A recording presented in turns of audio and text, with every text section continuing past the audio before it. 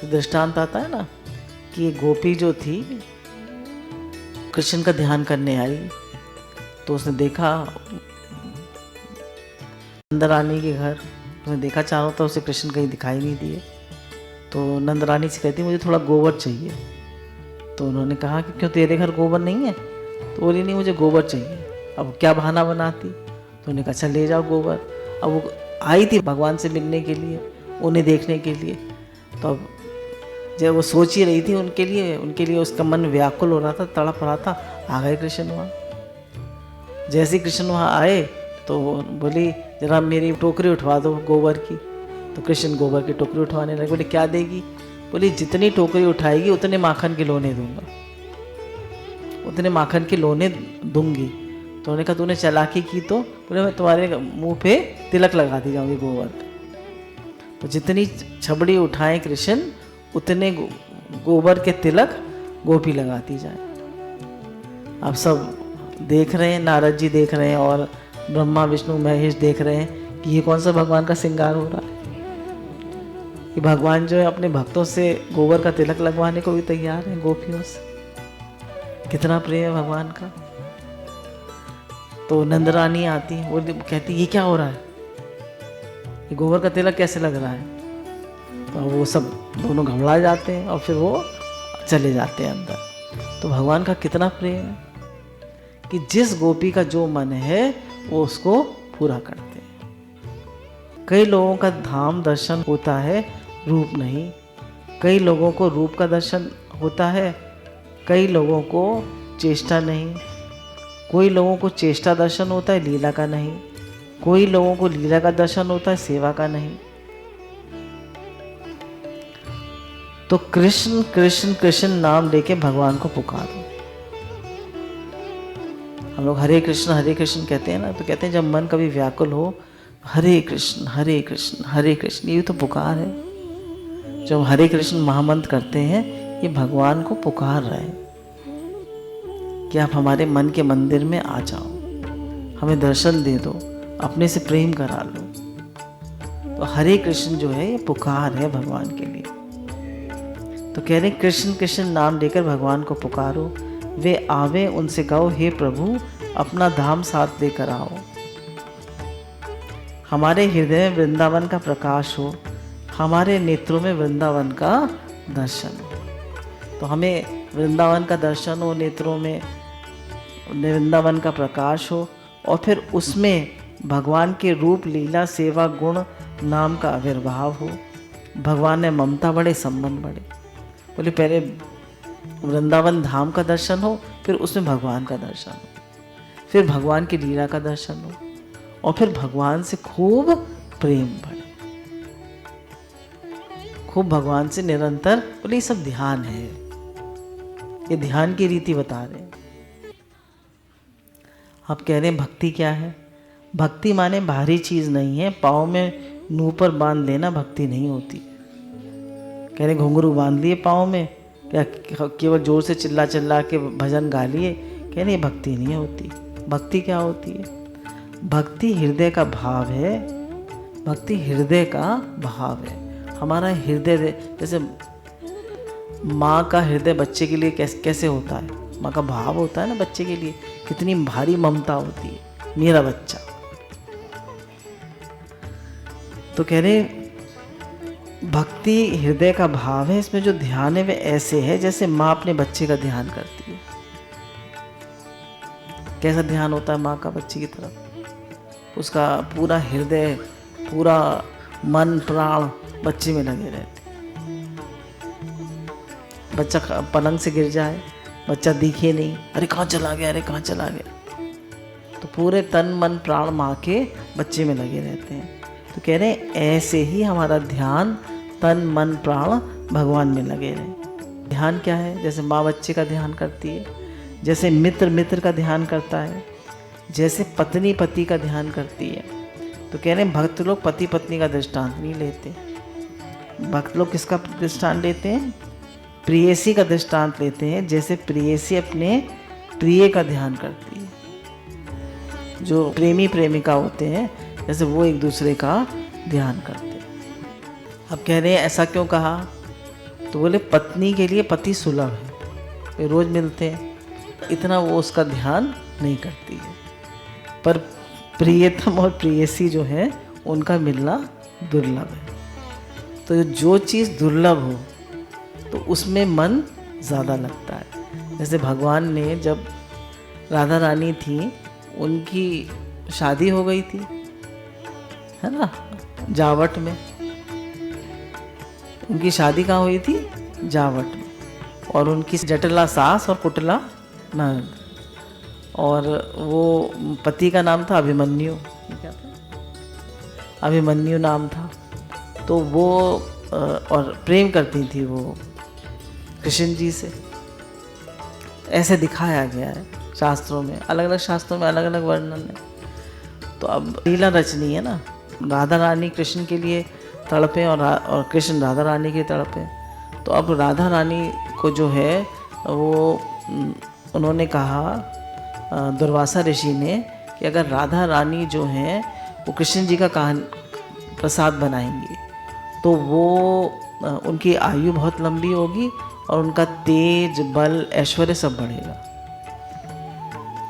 तो उन्होंने कहलवाया राधा नंद रानी ने। अब नंद रानी तो भाई वहाँ की वो है, सिठानी है, मालिकिन है। उन्हें कहलवाया उनसे, जटिला से, कि भाई तुम अपनी बहू को भेज दो और हम बड़े संभाल के, उनकी भाभी जो हैं कुंदलता, वो उनको लेने जाती हैं, वो लेने आएंगी तुम्हें और तुम उनको भेज देना। तो राधा रानी चल तो धीरे धीरे रही है, पर उनका मन जल्दी जल्दी दौड़ रहा है, मन जल्दी जल्दी दौड़ रहा है।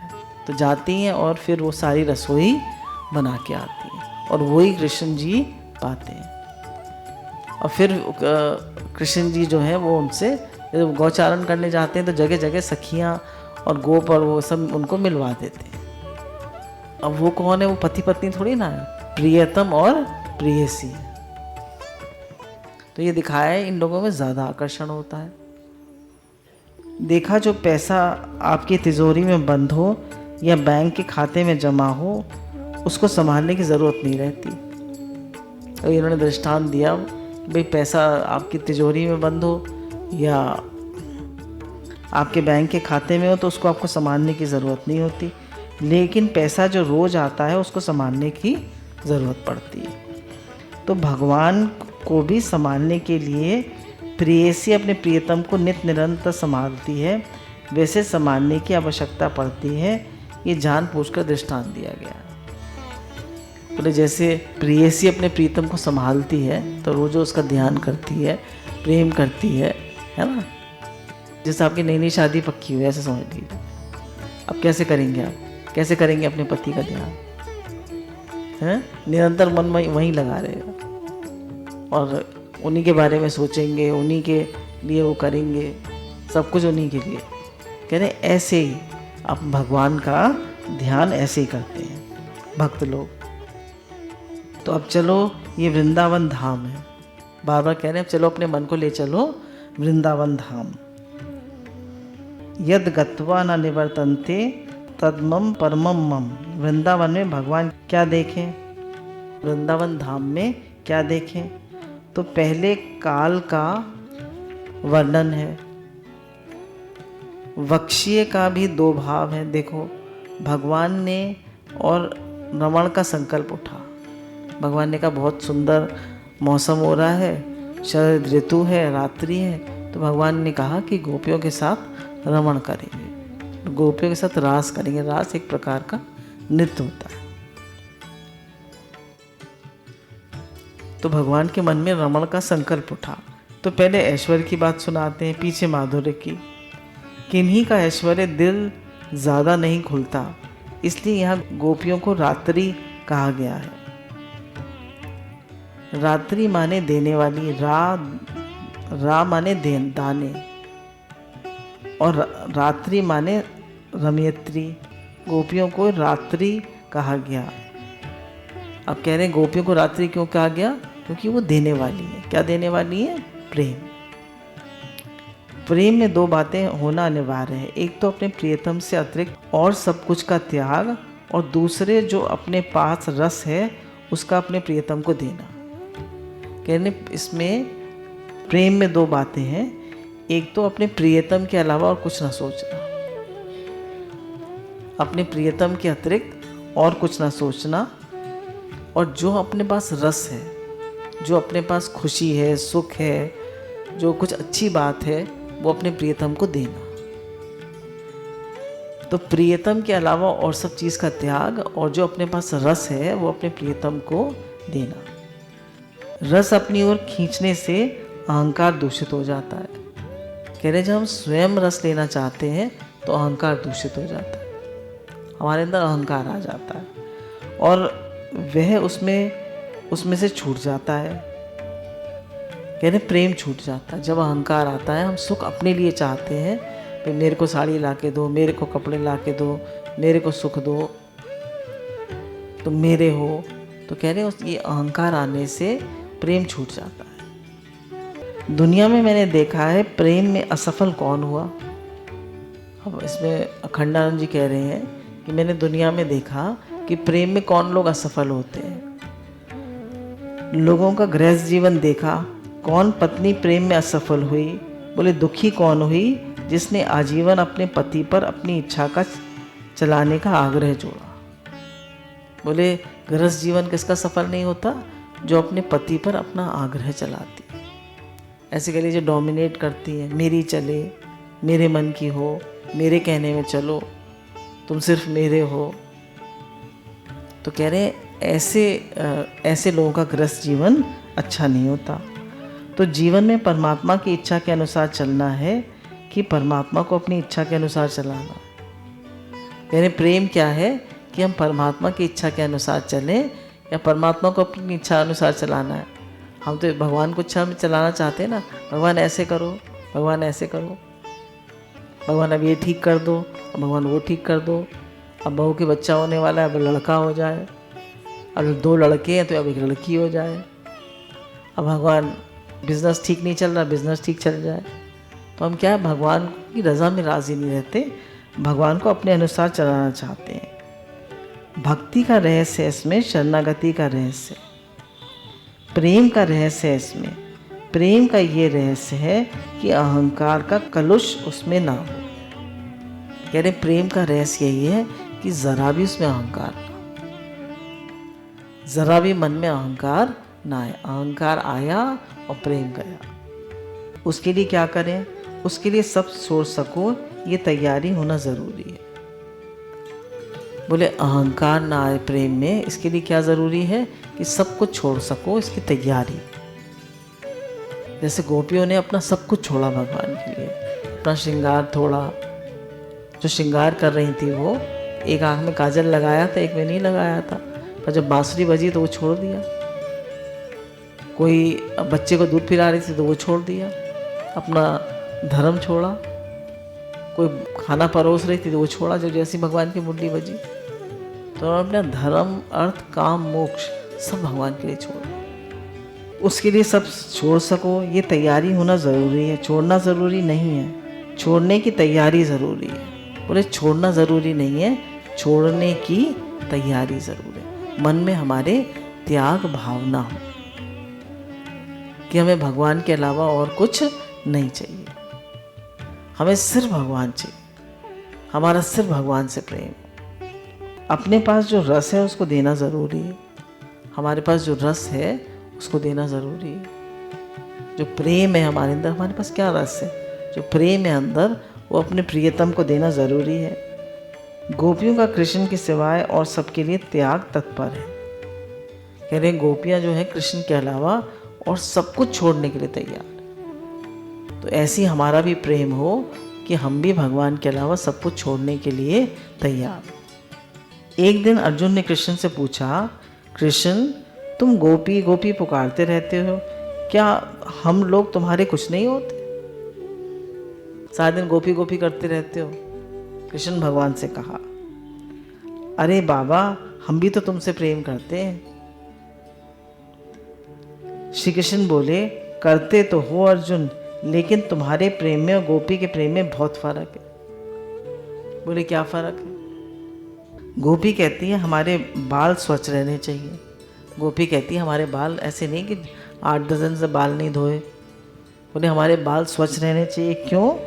हमारे प्रियतम देखेंगे तो खुश होंगे। साफ सुथरे बाल होने चाहिए। उनको खुश रखने के लिए हमने बाल रखा है ना। बाल अच्छी तरह साफ सुथरे होके काटते हैं। हम बहुत सुंदर लगे, हम खुश हों, इसके लिए हम हमारे बाल नहीं हैं। बोले बालों को इसलिए नहीं अच्छे रखते हैं कि हम खुश हों, हम सुंदर लगे। बाल किस लिए अच्छे बनाते हैं?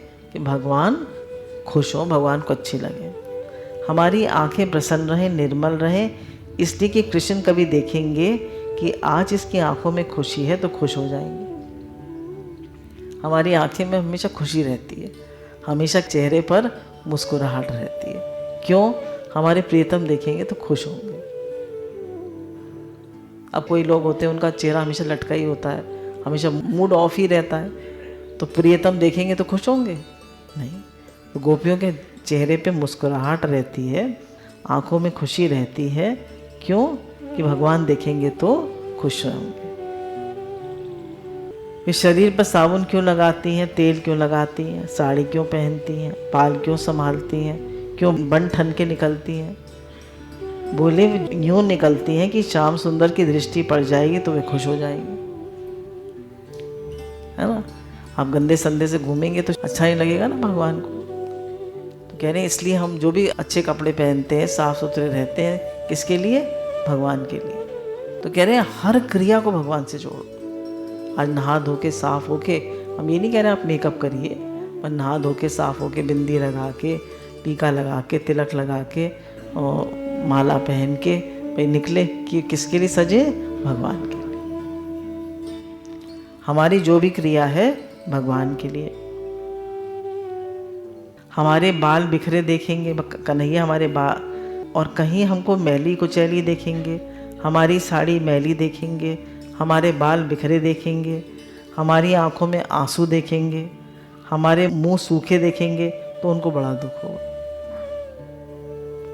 आपके बाल मैले कुचैले हैं, मुंह सूखा है, आंखों में आंसू है, तो भगवान देखेंगे उन्हें अच्छा लगेगा? जो आपसे प्रेम करते हैं, आपके पति हैं घर में, तो देखेंगे आपको, उनको अच्छा लगेगा? नहीं। तो कह रहे हैं कैसे रहो? बिल्कुल मुस्कुराते हुए, खुश प्रसन्न, किसके लिए? भगवान के लिए। राम राम, मैं उनको दुख देने के लिए थोड़ी प्रेम करती हूँ। तो कह रहे गोपियाँ कहती हैं मैं उनको दुख देने के लिए थोड़ी ना प्रेम करती हूँ, मैं तो उनको सुख पहुँचाने के लिए प्रेम करती हूँ। गोपी कहती है ये शरीर कृष्ण का है, ये शरीर कृष्ण के सुख के लिए है, कृष्ण की प्रसन्नता के लिए है, ये गोपी का प्रेम है। तो कह रहे गोपी का प्रेम क्या है? कि ये शरीर कृष्ण के सुख के लिए है, कृष्ण की प्रसन्नता के लिए है, ये शरीर कृष्ण का है, ये शरीर कृष्ण के प्रेम के लिए, सब कुछ भगवान का है। गुरु भगवान के अनंत अनंत शुक्राने। तो इसमें खास ये दिखाया है कि अपना सब कुछ, अपना सजना, अपना उठना बैठना, रोना हंसना, खाना पीना, सब कृष्ण के लिए। अच्छी तरह क्यों रहना है, खुश क्यों रहना है? कृष्ण के लिए। व्याकुल हृदय क्यों होना है? कृष्ण के लिए। सब काम कृष्ण को अर्पण करते जाओ, भगवान को अर्पण करते जाओ। गुरु भगवान के अनंत अनंत शुक्र।